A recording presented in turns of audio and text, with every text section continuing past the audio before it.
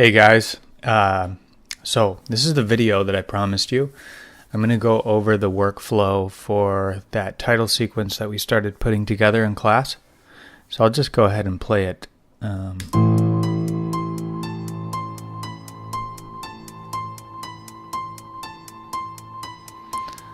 Right, AMC's Terror.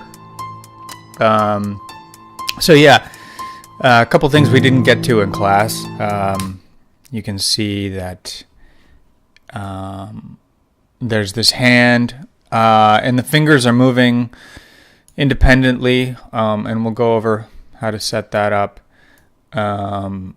It's basically the puppet pin tool with a couple of little bit of help from a plugin called Duick. And then you can see that we're spinning through 3D space to reveal a credit. So I just wanted to give you guys one example of how you could pull off a transition, although there are so many different ways you could go about this. But I thought this was cool because, we're going to be doing a lot of pre-comping, and we're going to try and make our work as tidy as possible and as simple to understand as possible. And we're going to do some things you might not have considered with mats, like using a mat object in 3D space. But anyway, so I guess we'll just get started building this from scratch. And so some of this might be familiar if you were in class. But yeah, let's just get started. So I'm going to create a new composition. And if you recall, I built a very narrow aspect ratio for this project. So basically, to set that up, you can go on Google and look up some common film aspect ratios, But what I used was the 2.39 to 1 aspect ratio. So what you can do is put in 239 and by 100 pixels tall, and then lock this aspect ratio so you can scrub them and move them both up in maintaining those proportions. And then what we want to do is return the width to full HD, and then that will result in a smaller height. Normally it's 1080 by 1920, and in this case it's 803. So that's cool. We can set our duration to, you guys will probably, you'll be working with between 45 seconds to 2 minutes. So, I always like to start with a general time that I have in mind. And then if I need to build things larger, then I go ahead and do that. But for this example, I'm just going to put in, I'll just give myself 10 seconds. And all of our comps will be 24 frames per second, so that's good. And then I just want to build one more comp, and this one's going to be HD at 24 frames per second here. And then I'm going to put my first comp, which I'll name main, and I'll name this comp to render. And then I'm going to put the main comp in the render comp. Let me just get rid of my pre-done project file.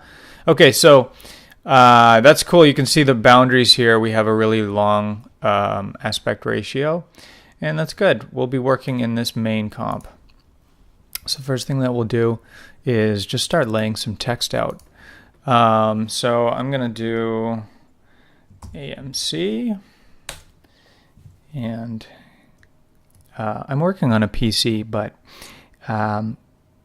the control key is the equivalent to the command key on Mac, and the alt key is equivalent to option. But I'll just try to call out Mac hotkeys because I think that's what the majority of you guys are using. So option command home will put my anchor in the center of whatever object I have selected, and then if I do command home after that, it's going to center that object right in the center of my comp here. So just a handy way to quickly gather your text as you're creating it. So AMC, that's good. I'm just going to duplicate that layer and type in trapped. Okay. And then I just want to zoom out and just start getting a feel for the scale of the text, what feels right.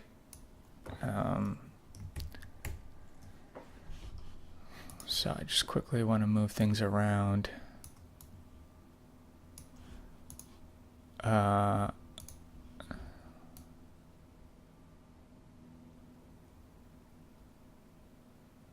We'll try that.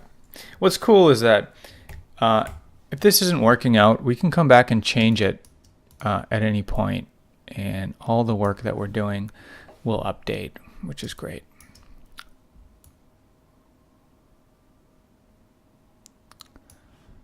Okay. Well, I don't know if I like that, but I'm going to roll with it. It's nice if your two pieces of text have some kind of something in common, but they're also contrasting each other, and these aren't contrasting each other too much, and that's okay. I also feel like it's a little bit crowded up here, but what are you going to do? When I'm aligning things and the overlays are getting in the way, I'll do Command-Shift-H just to turn them off, and then I can still move things around, and I'm just not burdened by those overlays. And I could turn on my rulers. So I'll show guides and show rulers, and then I can pull a guide out and just line it up with this R here. That might be nice.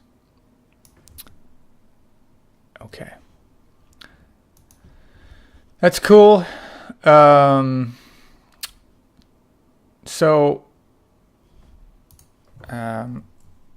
thing that you want to keep in mind is that the text is rarely kerned properly. So by highlighting a single letter, I can then kern just the gap between those two letters. Okay. So just a little tip on kerning these things. All right. So I'm just going to call this done, and we'll move forward.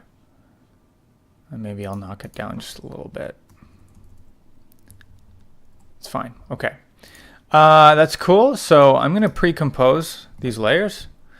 I'll call it my type. And I'm going to move all attributes into the new comp. So if I bring back my my overlays here, which is view, show layer controls, and this is a handy keystroke again. So I'm just going to bring this back. And one thing that's going to become important as we move forward is the collapse transformation and what it actually does. So if I turn it on right now, you can see that we're reaching inside of the comp, and After Effects now can see the bounding boxes of these layers. And that's basically like one of the most important functions of collapse transformation, is that we can see the information inside of the comp. So anyway, you'll also notice that we lose control of our blending modes, and that's because whatever blending modes we have set inside of the comp, again, After Effects can use it in the main comp. So that really helps us clean up any clutter in our main compositions. Okay, so what we want to do at this point, actually what I want to do is just make sure that I'm still recording here. Yep, okay. So what we want to do here is bring in some of our grungy images. All right. So if I just double click this, you can see what we've got here. Just some images. They're all relatively large. You can see this up here. It's HD. Okay. And we've got some other assets that will come in handy later. But right now, let's just start working with these two smudge layers. So I'm going to bring this in and set its blending mode to screen. And at this point, I'm going to turn these layers 3D. And I am going to move this layer forward a little bit. But really, what I need to do right now before I can really start designing the layers of dirt is that I need to set up a camera and get it moving. So I'm going to do Command Option Shift C, and I'm actually going to leave depth of field off. So I know that we worked with it on in class, but keeping it off is going to actually give us a little bit of flexibility later down the line, and I'll show you what I'm talking about when we get there. But I'm going to leave it off and just go with these settings. And I want to open up the position, and I want to separate the dimensions because I'm going to use the value graph when I animate the position of this.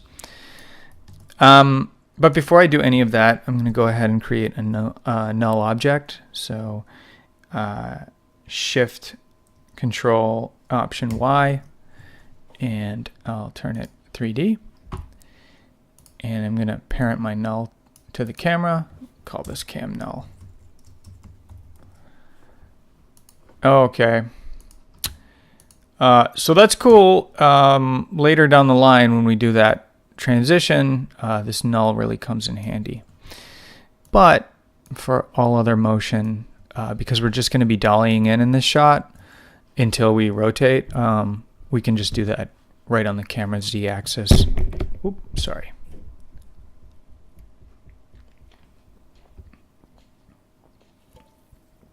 Okay. So what I want to do is pick the timing in my head of how long this camera movement is going to go for, and what is the easing going to look like. So you kind of just have to sort of imagine it in your head, and then try to lay those keyframes out. And remember, it's just the timing we're focusing on. So I think that I want like a very quick dolly in at the beginning, and then I want it to really ease off and just slow way down in the end. So now one thing as I scrub the camera that you might notice is that, hey, our type comp isn't moving, right? Even though we're moving our camera. And the reason for that is because we've got the collapse transformation switch on, and so this comp is looking at the layers inside of the type comp, and because we didn't turn the 3D switch on for those sub layers, we don't get any 3D action in our main comp. All right. Now we would if we just went with plain 3D and just turned this switch off. Okay, now it's actually looking at the just this layer's 3D switch. But as soon as this turns on, this gets ignored, and here we are. Okay, so I'll turn this on, and we're good to go. Okay. Now the cool thing is that because this layer is on in the main layer, what that means is that I can still move it. In fact, I can move it in 3D space, and the 3D coordinates inside of this comp, they will still continue to work. And in our main comp, when we move this layer around, we're moving that cluster of 3D layers around. So all I'm getting at here is that there's still an advantage of having this global 3D switch on, even though we still get 3D whether it's on or not. It's just a matter of, do we need to move that whole group, that whole comp around in 3D space? So I'm just going to reset my coordinates. And that's cool. Okay, so we can animate the camera now. So I want to go from here. This is going to be my end state position. So I'll hit the end key and set a keyframe, hit the home key, and set another keyframe. Okay, and I'm just going to zoom this out a little bit. Okay, and I think that as I scrub through, I can come in a lot tighter. Okay, so we'll land about here at this framing. That's cool, this works. So now I know that I want like a really quick, snappy beginning to the dolly move. So I'm picturing at 1 second, the camera really rushes in and then completes the last of the camera motion over the majority of this timing. So I'm just going to do a RAM preview, and even without easing, I'm just trying to get a feel for just the pacing of the motion. I know that I can finesse the beginning afterward in the graph editor.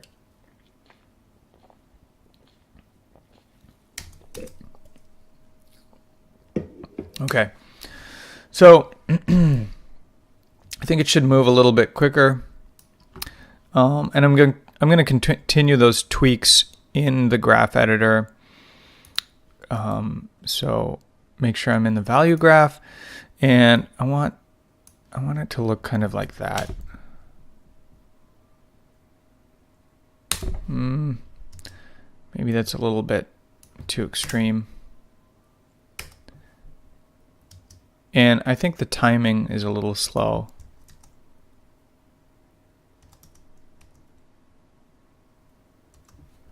I'll try that. This might have to be finessed. Okay, so I'm going to take this keyframe and I'm going to hit this Auto Bezier option. And what that does is it takes the angle of both of these, the incoming and outgoing side of this keyframe, and it tries to create a Bezier handle that sort of matches them. So if I just do regular easy ease, you can see that we get this flat Bezier handle, and what it's doing is creating like a little bit of a harsh transition here. So if I just undo that and instead hit the Auto Bezier, you can see the difference there. The Bezier handles are angled now, and we're going to get a nicer transition. Now it's still not very smooth, so I'll have to come in and just grab this one and extend it to make it ramp in a little quicker. But Auto Bezier is just a good place to start when you're trying to create a drag like this. And then on this side, I could go ahead and use the easy ease because I'm fine with a flat handle here on this side. Okay. So I just want to see what it looks like. All right. That's cool. I like that.